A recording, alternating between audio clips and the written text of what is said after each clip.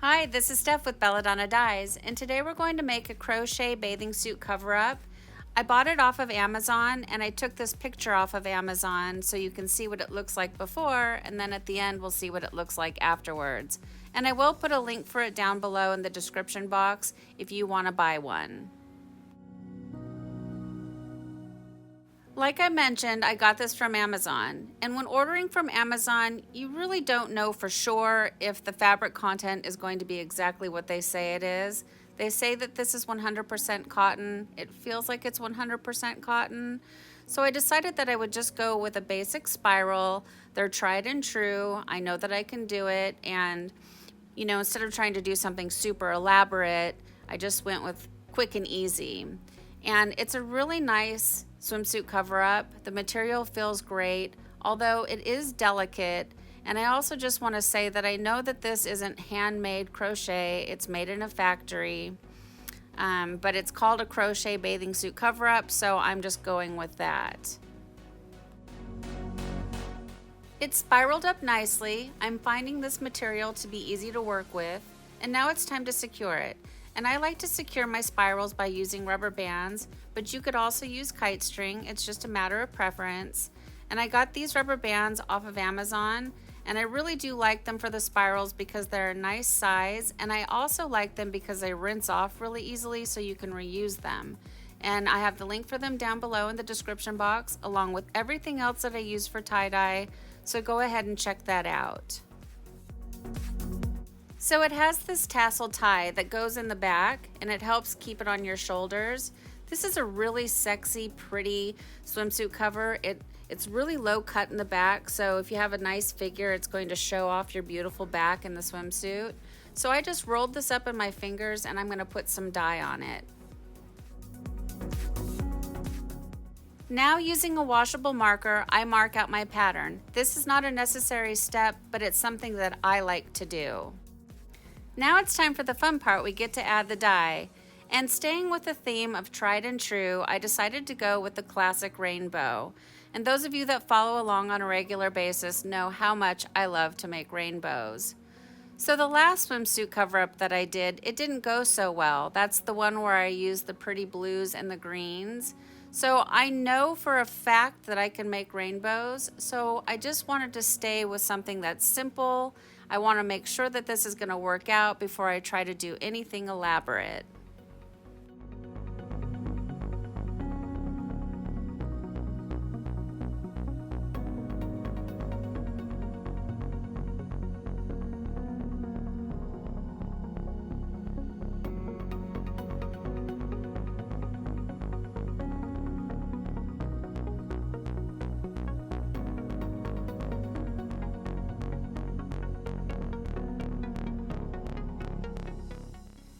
When I'm making my rainbows and I'm adding my dyes, I like to start with my primary colors. That way when they meet down in the center, they're going to make the nice secondary colors. And I've mentioned this numerous times before, but just in case if this is your very first time tuning into my channel, you understand why I started with the primary colors.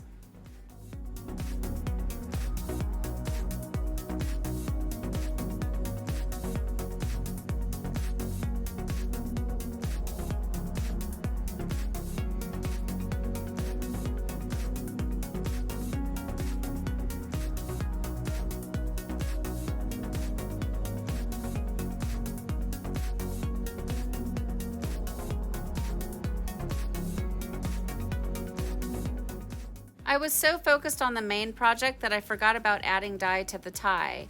And for that, I'm just going to do the primary colors as well. That way, when the colors meet, they'll make the secondary colors, and you have a better chance of avoiding brown that way.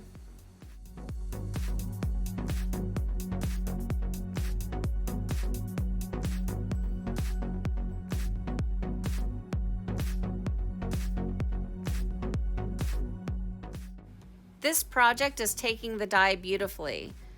Almost too beautifully. It's using quite a bit of dye. So if you do end up getting yourself one of these, you want to make a full batch of dye. So what I mean by that is the full 8 ounces or 1 cup.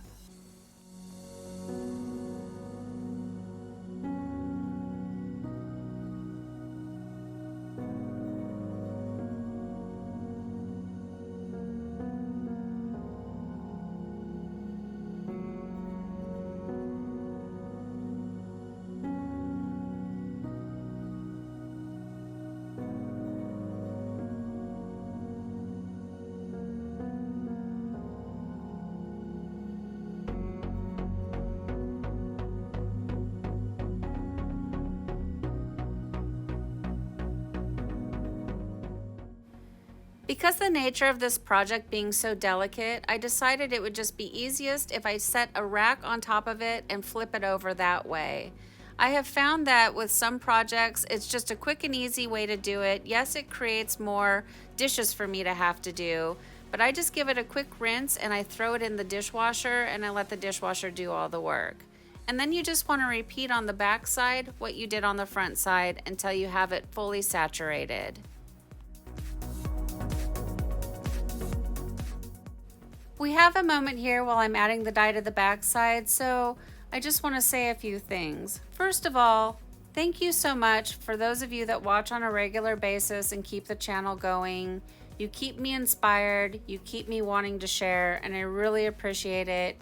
You watch the whole tutorial from start to finish, and you leave a comment, and it's just really motivating, so thank you very much, and you guys know who you are. And then the second thing is YouTube Shorts. It's new to me, and I think it's very similar to TikTok. I think that's what they're trying to do. So I want you to know that I am not going to abandon making full-length tutorials, but the whole goal of this channel is to reach as many people as possible so that everyone has an opportunity to learn how to create tie-dye. So I will also be condensing the tutorials down into these little 15-second snippets, and if you could watch those and thumbs up and comment on them as well, I greatly appreciate it. And then what was the third thing? Oh, the third thing. My social media links are listed down below in the description box, and I would love to see what you guys are creating. So don't forget to check that out. The Facebook group is Tie-dye Belladonna Dyes, and I would love to see your work, and I know other viewers would also love to see what you're creating. You know, especially if you try out one of these tutorials, I want to see how it turns out for you. So please don't forget to share. And again, thank you so much for supporting the channel. I feel like all of you are my friends, and when I'm rambling on like this, like another viewer just said to me, but I really do feel like I'm rambling on, just chit-chatting with my friends.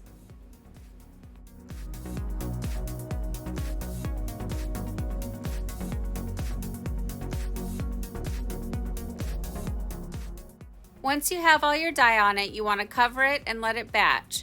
I'm batching for the full 48 hours because our temperatures are cooler now.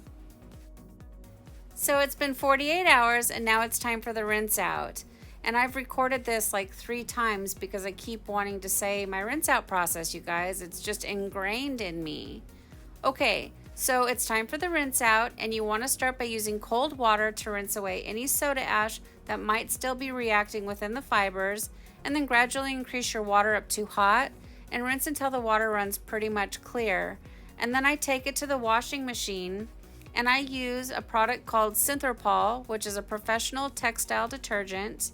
And then I also use Soft, which is a professional fabric softener. And it brings softness back into the fabric after the dyeing process. And I get both of those things from Dharma.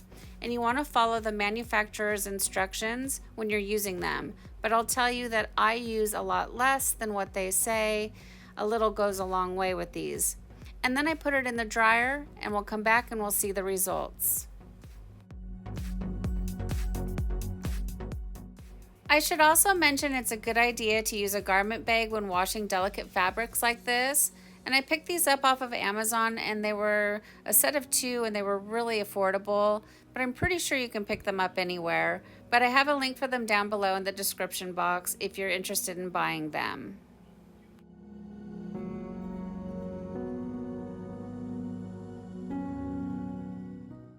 Well, here it is, guys. Here's our swimsuit cover-up after it's been washed and dried.